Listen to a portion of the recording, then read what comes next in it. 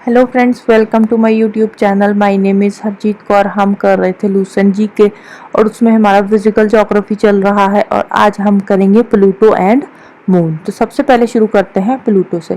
Pluto is not a planet now. 2006 से पहले Pluto एक प्लैनेट हुआ करता था, लेकिन अब इसकी डेफिनेशन चेंज होने के बाद प्लूटो प्लैनेट नहीं रहा। तो 24 अगस्त 2006 को एक आईएयू की मीटिंग हुई थी। आईएयू क्या है? International astronomical unit.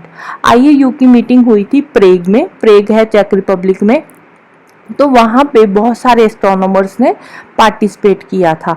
तो उस टाइम पे जो वर्ल्ड का टॉप इंस्टीट्यूशन है ऑन स्पेस साइंस रिसर्च, उसने प्लैनेट की डेफिनेशन को चेंज कर दिया और साथ ही साथ ये भी डिक्लेयर कर दिया कि Pluto would know longer remain a planet. Pluto अब प्लैनेट नहीं रहा।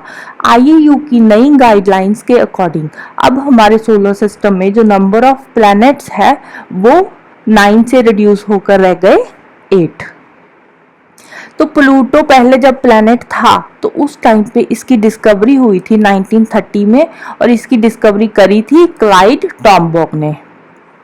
अब प्लूटो हमारे सोलर सिस्टम का प्लैनेट नहीं रहा, तो इसके चलते हुए अब ये क्लासिकल प्लैनेट्स की कैटेगरी से भी हटा दिया गया और अब की डेट में अगर हम बात करें तो 8 क्लासिकल प्लैनेट्स हैं, जिसका नाम है Mercury, Venus, earth, Mars, Jupiter, Saturn, Uranus and Neptune.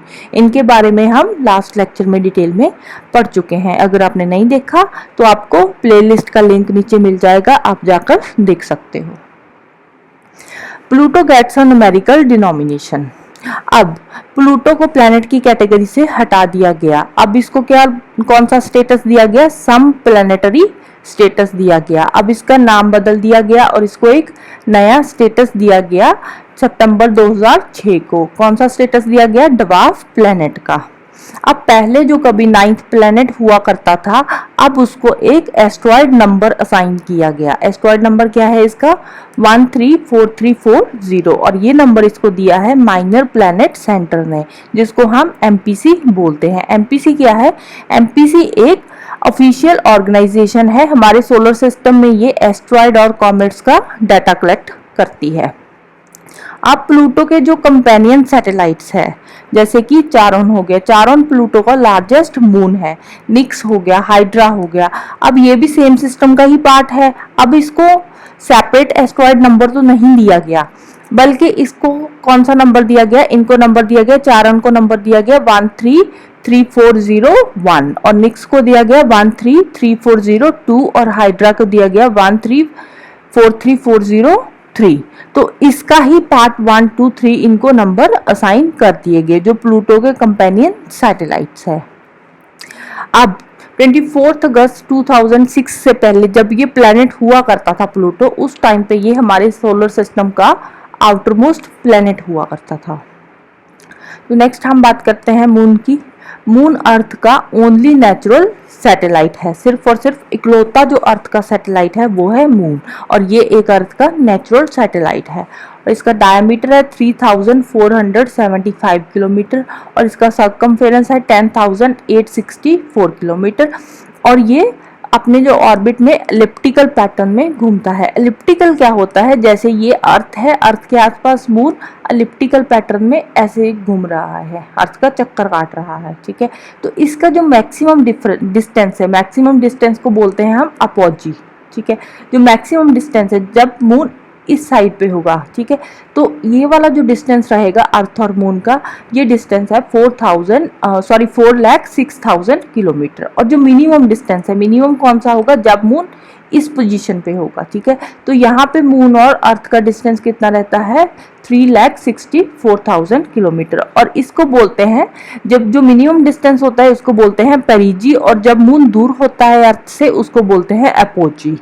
तो इसका अप्रॉक्सीमेट एवरेज डिस्टेंस अगर हम देखें तो वो है 3,84,400 किलोमीटर। अर्थ को अपनी एक्सिस के आसपास घूमने के लिए ही 27 डेज 7 आवर्स और 43 मिनट्स लगते हैं।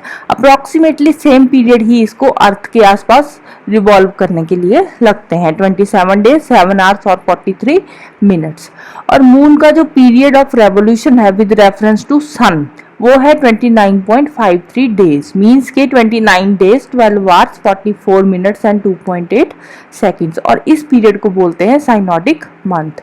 और जो मून का ये वाला ऊपर वाला था एक्सेस के आसपास रोटेट करता है, ये वाला जो पीरियड है इस पीरियड को बोलते हैं साइड्रल मंथ। ठीक है, जो मून अपनी एक्सेस पे रोटेट करता है तो वो वाला मंथ होता है साइड्रल मंथ, और जब मून रिवॉल्व करता है विद रेफरेंस टू सन तो वो होता है साइनोडिक मंथ। मून का अर्थ से अगर हम देखें तो 59% पार्ट ही विजिबल है, 41% पार्ट इसका हिडन है। मून का जो मास है विद कंपेयर टू अर्थ अगर हम बात करें तो वो है 1:81.30। मून की जो डेंसिटी है रिलेटिव टू वाटर वो है 3.34। मून की डेंसिटी रिलेटिव टू अर्थ है 0.6058 और मून का जो हिडन पार्ट है वो है 41%। अब विजिबल पार्ट अगर 59% है तो हिडन पार्ट 41% ही होगा। और मून की जो हाईएस्ट पॉइंट है वो है माउंट लिबनिट्स, जिसकी हाइट 35,000 फीट है और ये मून के साउथ पोल पे सिचुएटेड है। मून का जो ब्राइट पार्ट है ना जो हम देखते हैं, ठीक है, वहां पे बहुत सारी माउंटेन्स है, वो पूरा माउंटेन से भरा हुआ है। और अगर आप रात को ध्यान से मून को देखोगे ना तो उस पे कुछ डार्क पैचेस भी आपको दिखने को मिलेंगे, और वो जो डार्क पैचेस दिखते हैं वो होते हैं mainly low lying plains. Moon पे एक है sea of tranquillity. Sea of tranquillity एक लो लाइंग प्लेन ही है और ये बेसिकली बनता है डस्ट पार्टिकल से, और ये मून के रियर साइड पे होता है जो कि हमेशा डार्क ही रहता है। मून का कोई अपना एटमॉस्फेयर नहीं है, ना ही मून की कोई लाइट है ना साउंड है। मून का जो दिन का टेम्परेचर होता है वो होता है अबाउट 100 डिग्री सेल्सियस, और रात को टेम्परेचर एकदम से ड्रॉप होकर -180 डिग्री सेल्सियस रह जाता है। ये माइनस यहाँ पे आ गया तो यहाँ पे होना चाहिए था। तो रात को मून का टेम्परेचर होता है -180 डिग्री सेल्सियस।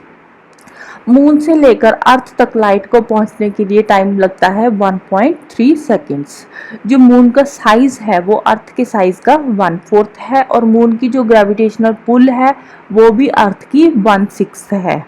तो मून के सरफेस पे जो एलिमेंट्स पाए जाते हैं वो मेनली है silicon, iron and magnesium. Mainly ये 3 एलिमेंट्स मून पे पाए जाते हैं।